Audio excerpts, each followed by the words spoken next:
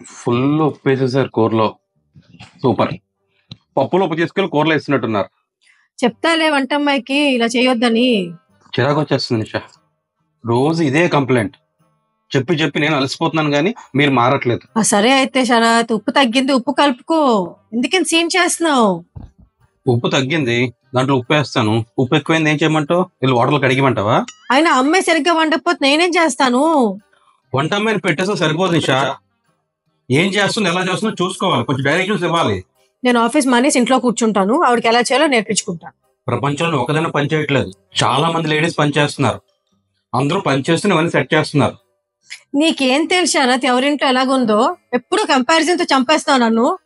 నా కర్మే, నా కర్మ నాకు ఇలాగే రాసి పెట్టుంది. ఆగు శరత్, అమ్మ ఫోన్ చేస్తుంది. ఒక్క నిమిషం, అమ్మ మాట్లాడుతున్నట్ట ఫోన్ కట్ అయిపోయిందా? కట్ అయిపోయింది. రేపు గానీ ఇలాంటి ఫుడ్ నాకు పెడితే మాత్రం నిషా, టేబుల్ మీద ఒక్కటే ఉండదు చెప్తున్నాను. ఏ ఉంచుకున్నంత నువ్వే తినేస్తావా? పిచ్చిజో ఒక లేక సిగ్గు లేదు, వచ్చి నవ్వుతుంది. ప్రతి ఇంట్లో ఇటువంటి చిన్న చిన్న తగులు చాలా సహజం.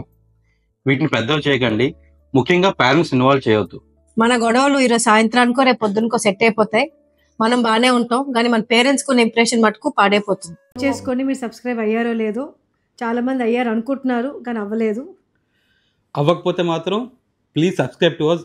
ఓన్లీ మా కంటెంట్ మీకు నచ్చితే మాత్రమే. Thank you.